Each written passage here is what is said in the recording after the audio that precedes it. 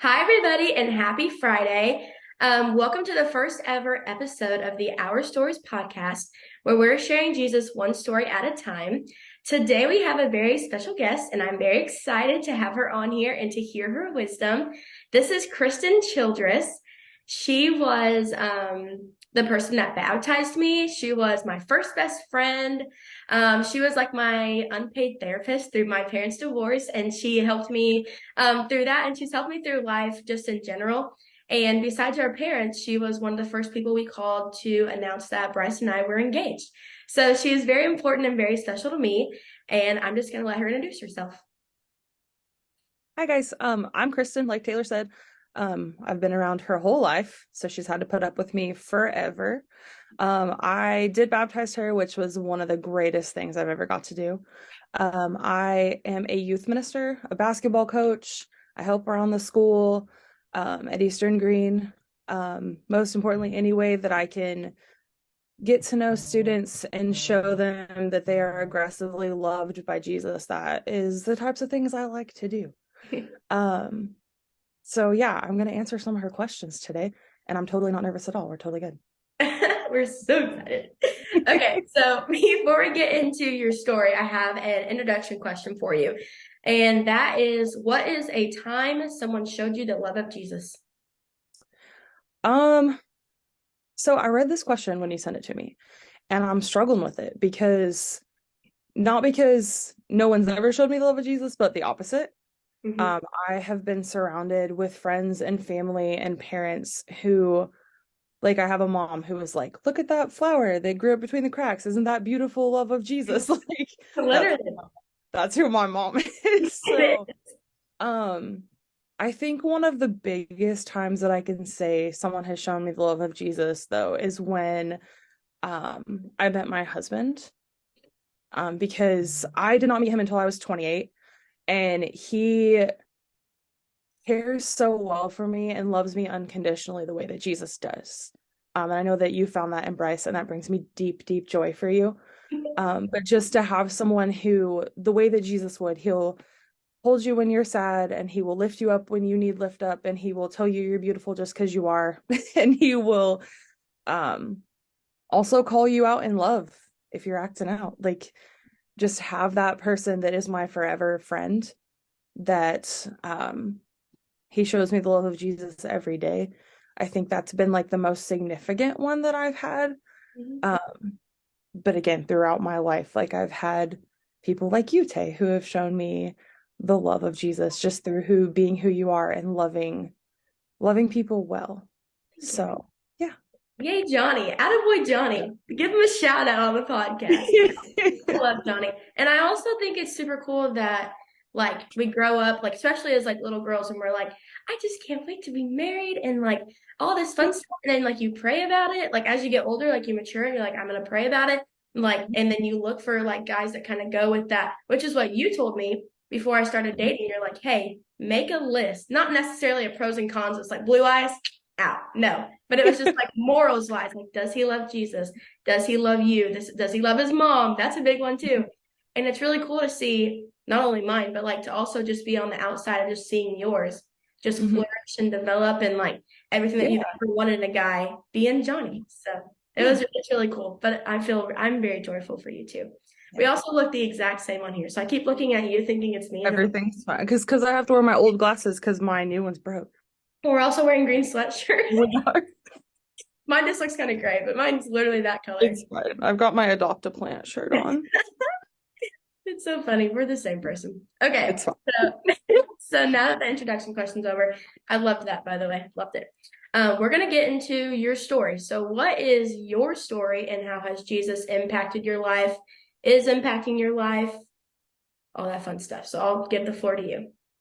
Okay, so I was raised in church. My parents had me and then immediately took me to church. I feel like we've been, my dad was a deacon when I was growing up, and my mom was always involved in stuff. And growing up, we were heavily involved in things like youth group and the youth band and volunteering at school. And um when I was, I think, a sophomore in high school, I was sitting at a Christ in Youth conference in Illinois. I think we were in Illinois.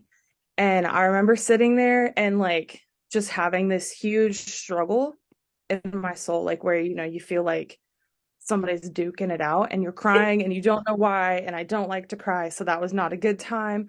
And we're sitting there and I'm praying. I'm like, God, like, why is this happening? Like, what is going on? Like, I'm just trying to enjoy camp. Like, what is Yes, me happening?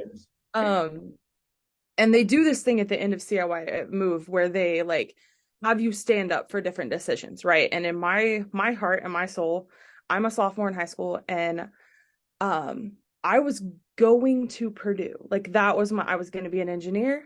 I was not going to talk to children for sure. And I was going to sit in a lab and I wanted to do cancer research. Like that was my goal. Um, and I had worked my entire like high school career at that point to get there. And I'm sitting there and they have this one, like, they'll do if you've made a first time decision to follow Jesus, if you want to do it in your vocational training. And then they ask if you would like to go into ministry. Right. And I'm sitting there and I'm like, that's not me. Nope.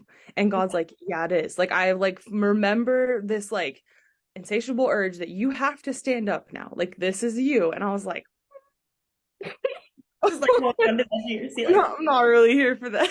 Like, no, God, we had a plan. So yeah. he, but you like when God asks you to move, you do it. So I stood up and didn't know why. I was like, I'm standing here and everybody's clapping about it. And I'm like very conflicted. Like, I don't know. And then I spent the next 2 years, quite frankly, fighting it. And telling God, I was like, no, we had a plan. Like, I'm going to be an engineer and this is what I want to do. And I don't want to go into ministry. Like, I want to be an engineer. So, I did. I went to college for engineering and basically just kind of told God, like, no. Which, in case any of you guys who are watching this have ever done that, it's a bad choice. Like, don't tell God no. That Doesn't work I out. don't know where in my 18-year-old brain I thought that was gonna work. So, basically, I went to Purdue. I got in straight into their engineering program. My grades were great, and God just kind of said, "Fine, do it on your own then. Like you're so smart, you figure it out." So I did horribly for the first time in my life. Like I would study and know every answer to every question, and I would get there and I'd fail a test. And I had never failed anything before. So like I was freaking out. And it was to the point that I failed out of school. And I tried to hide it from my parents, which is also a bad choice. Don't do that. And they sent a letter home, and that was horrible because my mom obviously opened it and called me and she was like, "Hey, how are your classes?" And I was like, "Fine." Totally cool. They weren't. Um, so I went home, and I don't think I've ever felt more shameful in my life and more just like honestly, like I was depressed and I was kind of felt like I was at the most rock bottom that I could be at. And I remember my parents just kind of looked at me and they're like, "Well, why did this happen? Like, what is going on?" And I was like, still in denial for some reason. I don't know. I don't know what's going on. And went to actually it was Youth Invasion, which we're getting ready to have in a couple months. And I was sitting there and it got over and I was like, it's fine. God didn't call me out. It's cool. Again, cockiness. And Archie gets up on stage and it's over. Like lights are on. We're gonna go home. And he's like, hold on, guys. I feel like I need to say this. Oh, And he proceeded to call me out so aggressively. And he's like, I don't know who it is in this room, but I feel like God is asking me to tell them to stop running. oh, I love stories like And I was like, no, I don't want to do that. So I immediately started crying. Again, we don't like to cry. This is not a yeah. thing that this person wants to do. So I'm crying. I did not tell Archie that day. He was calling me out. I was like, I'm going home. Like this did not happen. But I went home and talked to my parents and I was like, okay, I'm done running from it. And I feel like I should go into ministry. And my dad was like, okay, but where? And I was like, that's a great question, Dad. We should figure that out. So We proceeded to go and travel, and I found Johnson University. And as soon as we pulled in on campus, like I hadn't actually gotten in yet. I had applied, but hadn't like got my acceptance letter. And we're touring the campus, and I was like, this is it. Like this place feels like home. And we walked in, we sat down, and the admissions guy we were talking to, he's like, so if you get in, do you want to come here? And I was like, yeah. Like I'm coming to school here if I get in. Like I haven't got my acceptance letter yet, but this place just feels right. And I was like, this is where God wants me to be. And he proceeds to hand me my acceptance letter while we're sitting there. And I was like, okay, Jesus. I guess I'm going to school here. So I went there for 3 years, made some of the best friends I've ever had. My grades were great. It was so neat to see how God stepped back in because I was not actively telling him to like kick rocks. Like I was accepting what he wanted me to do. And since then, I've been in ministry for 7 years now, which feels insanely long, but here we I are. feel like it feels longer than that. It's been, well, I mean, I did ministry through college and high school and stuff, but like actively full-time ministry for 7 years. God allowed me to move just to the other side of the county from my home, which I'm only like 25, 30 minutes from my parents' house. I found my husband because he's from here, which we always laugh about because we're only 2 years apart. We for sure saw each other in high school. I'm the same age as his brother. Yeah. So much path crossed, but God was like, you're not ready yet. So I've got to, in my journey as like a minister, got to hand kids their very first Bible and teach them about Jesus for the first time and show them love that they don't normally get. And just the things that God has allowed me to do and God has done just because I was finally like, okay, I'll do the thing. Yeah. Like it absolutely baffles me every single day that he allows me to do this job. Like I have the best boss ever. Right? So Totally. yeah, I guess, and now I'm married and we're just doing all the ministry stuff, and my husband's the math teacher, which cracks me up because my dad was a math teacher. So That's like dad's like trait. Like when people still not now because now he's like the principal and things like that. But it's just like, oh, you were the geometry teacher. So when I heard that Johnny was doing that, I was like, no. When people said that you actually kind of marry your dad, I was like, oh. I mean, I kind of did. They say stuff all the time, but Jonathan will say stuff, and I'm like, no, don't say that. That Please sounds don't like say my that. I love that. So, I don't think I've ever heard your full story. yeah, Like it's I been know. a lot of highs, a lot of lows. God's done a lot of moving. So, Yeah. and there's been times in my life where like I don't tell that story. I'm to the point now that I'm like, you know what? No. Like it happened, it is what it is. Like it's if I would have just listened, this would have been a lot easier, but I didn't. So, but also if I would have listened, some of the things that I've learned and the ways that I've been able to help students wouldn't exist. So it's very much so God can use every single thing, even if you're the one causing the problem. Eventually, he can use that for good. Yeah. And that's really neat to see. Yeah. And how awesome was it that while you were basically saying like, no, go kick rocks, like he sat back and watched and like, I mean, he helped you through it, but even if it wasn't his plan, and then later on when you finally were like, okay, God, like I want you in my life, then I mean, he just kept showing that love throughout it and then was just like, okay, I'm back. Let's go. Yeah. That's Yeah. simple. And he just jumped right. It's kind of like the whole prodigal son thing. Like he ran and met me and was watching and waiting and he knew I'd come home. So yeah. Yeah. I love that story. I love it. Okay, so I don't even want to stop that. That was just such a good story. I loved it. Okay, let's get into some advice just to switch things up a little bit. But what piece of advice, what multiple pieces of advice would you give someone who wants to follow Jesus but does not know where to start? Just start.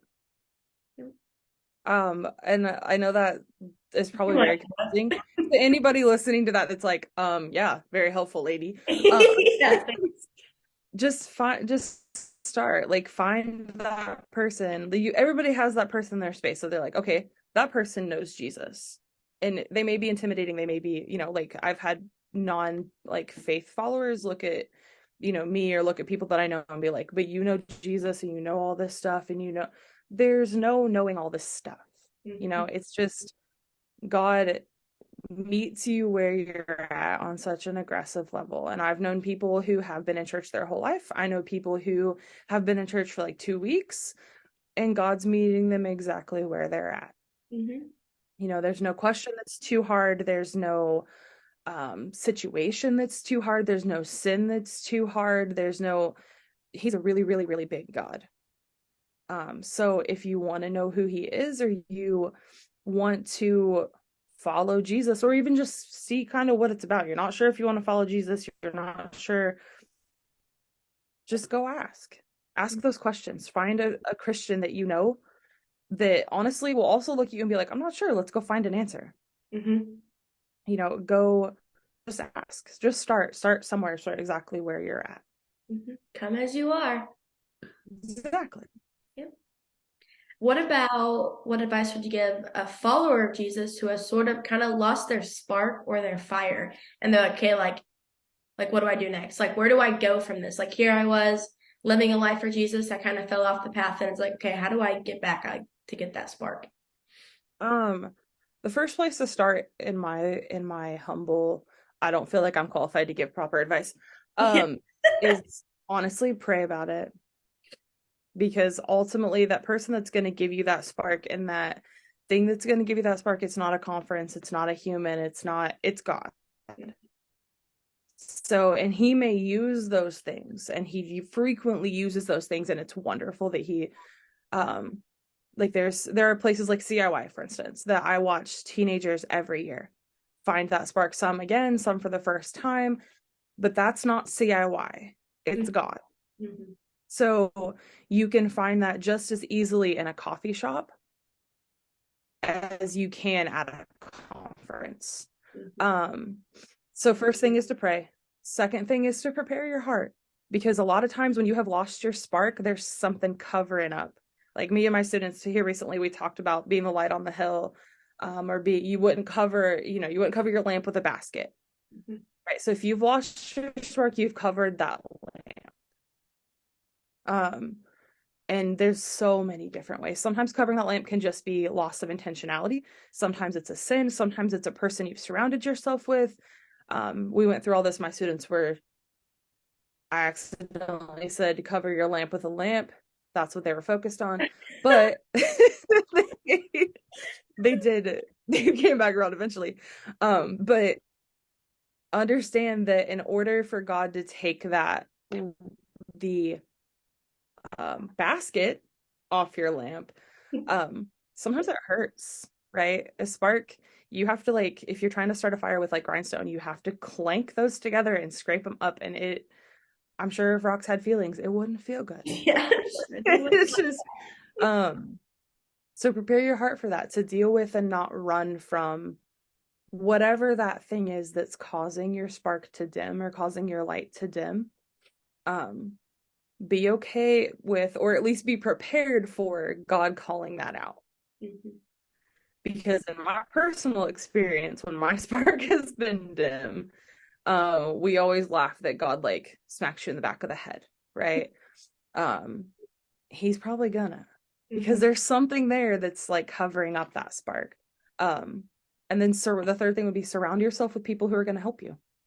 I have been so incredibly blessed, like since moving to Salisbury, to find this giant group of friends that absolutely always lift me up and call me out and surround us when we're hurting, and celebrating with us when we're joyful. Find those people. You're like the 5 people that you surround yourself with. So find those humans that when God calls you out, when he gives you that back of the head slap, they're sitting there helping you build those things back up and encouraging you to grow that spark into a flame. Because if you don't have that, you won't succeed. It's just weird creatures designed for relationship. That's why God created us, for a relationship with him. And then he created the church so we can have a relationship with other people. So pray about it, prepare yourself, find lots of good friends. That is my advice for someone who doesn't feel qualified to give advice.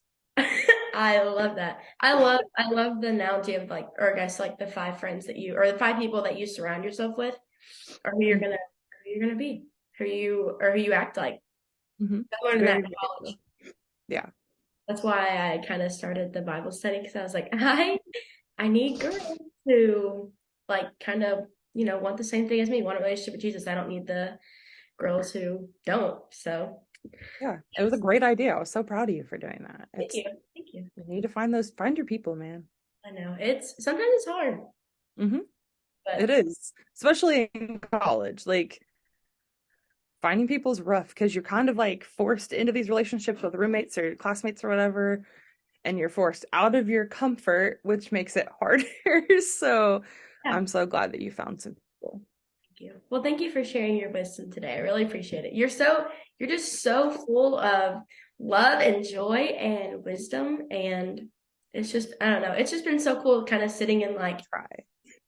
it's just been cool sitting in like the back row, just watching well, for one, you tell your story, but like just watching you, I guess I didn't watch you grow up. I kind of did, but like you technically watched me grow I up a mean, we little. kind of did it together. Yeah. I'm older But than you. I'm an old yeah, person, but we did it together.